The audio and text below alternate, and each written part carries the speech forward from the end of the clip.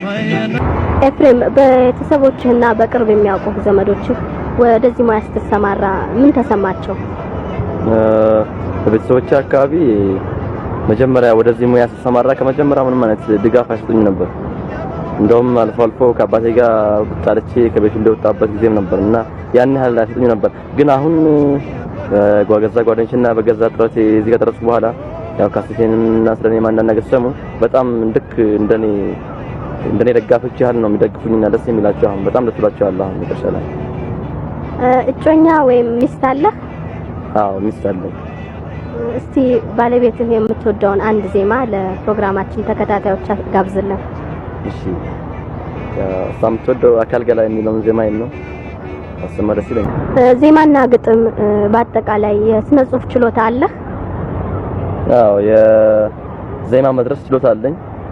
ድርሰትም ያን ያህል አይደለሁም፣ ግን ወደፊት በይበልጥ ባለኝ እንትን ላይ በይበልጥ የስነ ጽሁፍ ችሎታ እንዲኖረኝ ለመጣጣር እያሰብኩ ነው። እንደሚኖረኝም ደግሞ አልጠራጠርም ይኖረኛል። እስከ ዛሬ ስንት ዘፈኖች እንደተጫወትክ ታስታውሳለህ? በካሴት ደረጃ 2 ካሴት አውጥቻለሁ። ሌላም ያላወጣኋቸው ብዙ ዘፈኖች በናይት ክለብ እንግዲህ 8 አመት ሰርቻለሁ እና እንጃ ቁጥራቸውን ለማወቅ በዚህ አጭር ጊዜ ያዳግተኛል።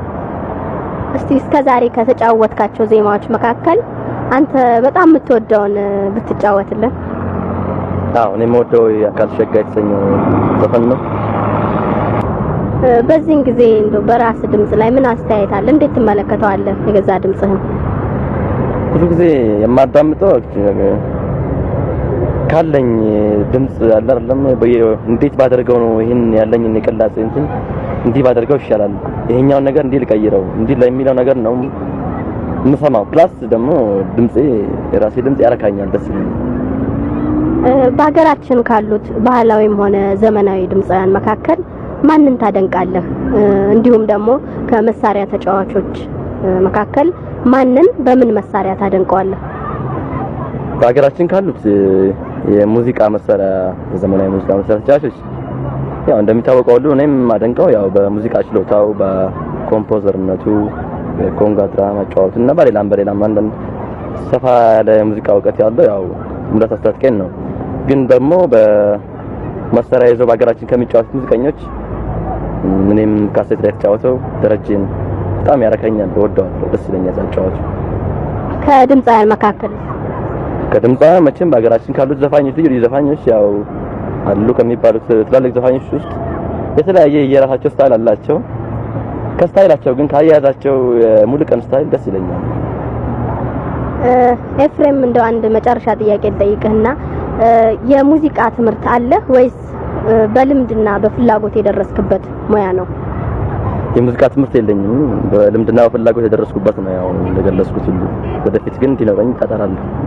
እናመሰግናለን ኤፍሬም።